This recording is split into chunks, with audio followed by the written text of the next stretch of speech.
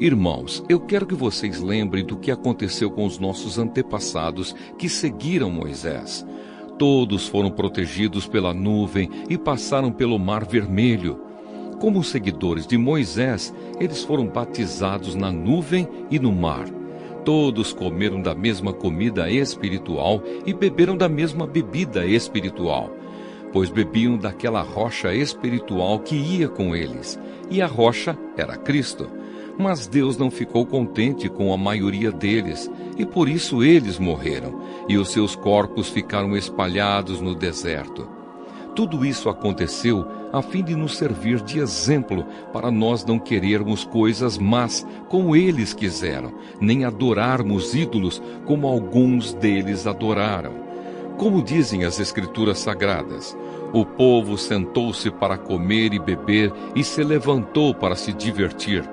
Não devemos cometer imoralidade sexual como alguns deles fizeram. E porque eles fizeram isso, 23.000 deles caíram mortos num dia só. Não devemos pôr à prova a paciência de Cristo, como alguns deles fizeram, e por isso foram mortos pelas cobras. Vocês não devem se queixar, como fizeram alguns deles, e por isso foram destruídos pelo anjo da morte. Tudo isso aconteceu com os nossos antepassados, a fim de servir de exemplo para os outros, e aquelas coisas foram escritas a fim de servirem de aviso para nós, pois estamos vivendo no fim dos tempos. Portanto, aquele que pensa que está de pé, é melhor ter cuidado para não cair. As tentações que vocês têm de enfrentar são as mesmas que os outros enfrentam. Mas Deus cumpre a sua promessa e não deixará que vocês sofram tentações que vocês não têm forças para suportar. Quando uma tentação vier, Deus dará forças a vocês para suportá-la, e assim vocês poderão sair dela. Por isso, meus queridos amigos, fujam da adoração de ídolos. Eu falo com vocês como com pessoas que têm capacidade para entender o que estou afirmando. Julguem vocês mesmos o que eu estou dizendo. Pensem no cálice pelo qual damos graças a Deus na ceia do Senhor. Será que quando bebemos desse cálice, não estamos tomando parte no sangue de Cristo? E quando partimos e comemos o pão, não estamos tomando parte no corpo de Cristo? Mesmo sendo muitos, todos comemos do mesmo pão, que é um só, e por isso somos um só corpo. Pensem no povo de Israel. Aqueles que comem as coisas oferecidas em sacrifícios tomam parte juntos no sacrifício que é oferecido a Deus no altar. O que é que eu quero dizer com isso? Que o ídolo ou o alimento que é oferecido a ele tem algum valor? É claro que não. O que estou dizendo é que aquilo que é sacrificado nos altares pagãos é oferecido aos demônios e não a Deus. E eu não quero que vocês tomem parte nas coisas dos demônios. Vocês não podem beber do cálice do Senhor e também do cálice dos demônios. Vocês não podem comer na mesa do Senhor e também na mesa dos demônios. Ou será que queremos provocar o Senhor, fazendo com que ele fique com ciúmes? Por acaso, vocês pensam que somos mais fortes do que ele? Respeito pela opinião dos outros. Alguns dizem assim: podemos fazer tudo o que queremos. Sim, mas nem tudo é bom. Podemos fazer tudo o que queremos, mas nem tudo é útil. Ninguém deve buscar os seus próprios interesses, e sim os interesses dos outros. Vocês podem comer de tudo que se vende no açougue, sem terem nenhuma dúvida de consciência. Pois, como dizem as Escrituras Sagradas, a terra e tudo o que nela existe pertencem ao Senhor. Se alguém que não é cristão convidá-los para comer e vocês resolverem ir, comam o que for posto na frente de vocês e não façam perguntas por motivo de consciência.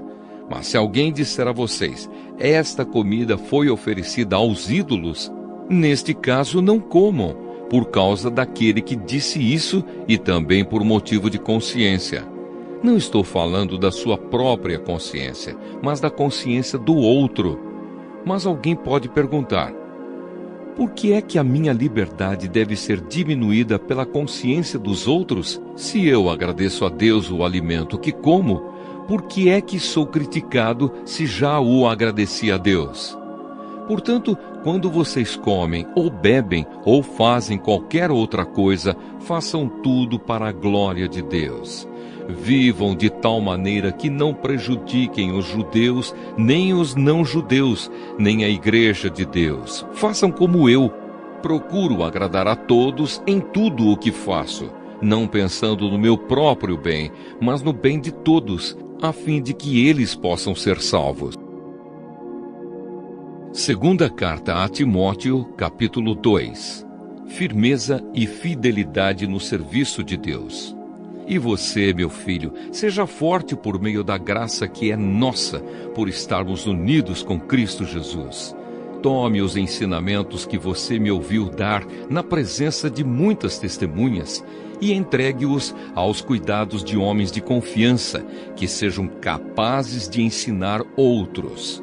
Como fiel soldado de Cristo Jesus, tome parte no meu sofrimento. Pois o soldado, quando está servindo, quer agradar o seu comandante e por isso não se envolve em negócios da vida civil.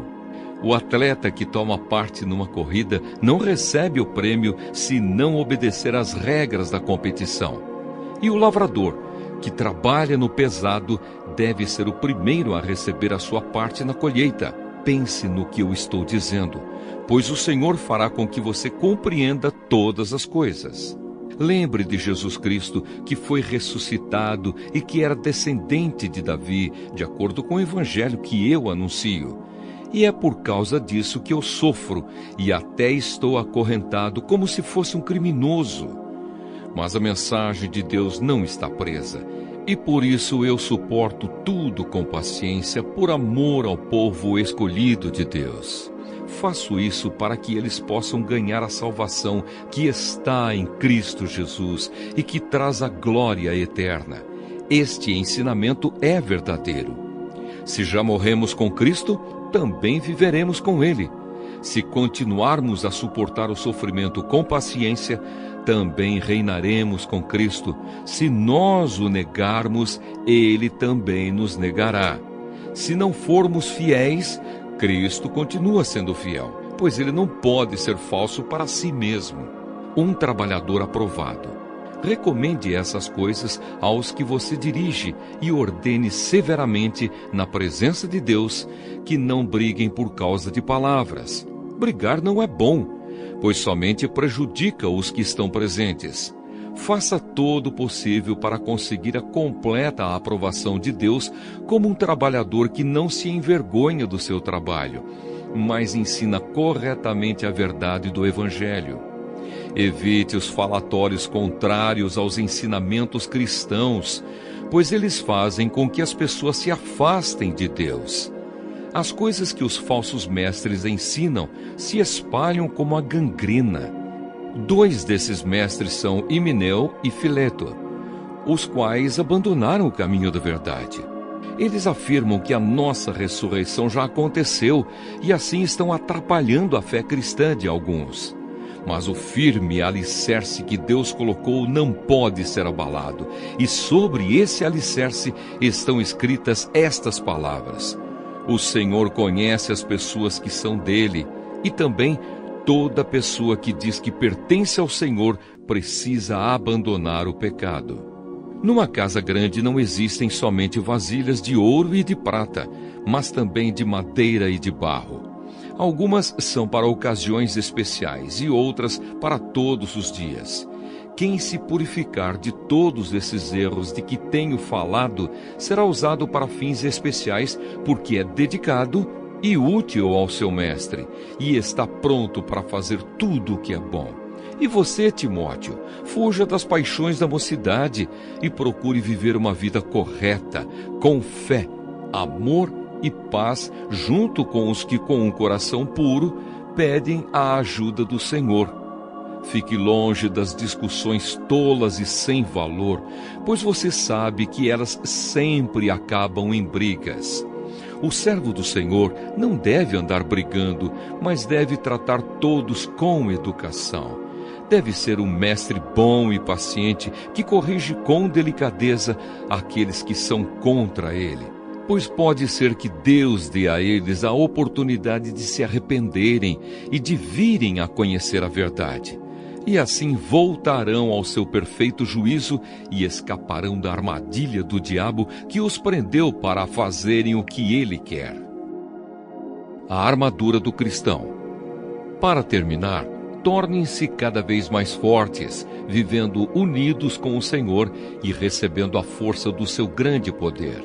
Vistam-se com toda a armadura que Deus dá a vocês para ficarem firmes contra as armadilhas do diabo, pois nós não estamos lutando contra seres humanos, mas contra as forças espirituais do mal que vivem nas alturas, isto é, os governos, as autoridades e os poderes que dominam completamente este mundo de escuridão.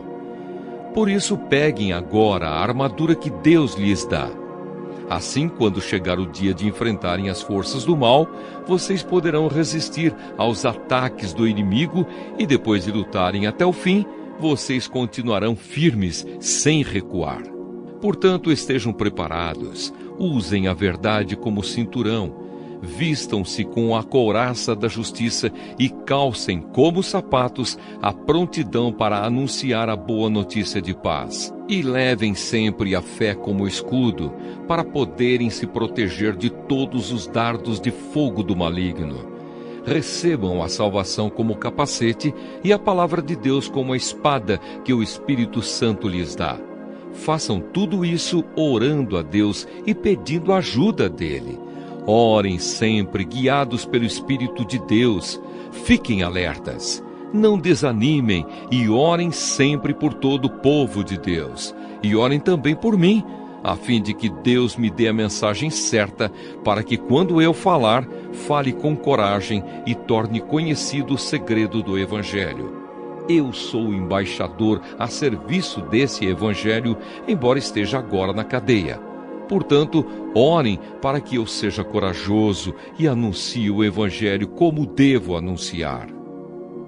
Saudações finais.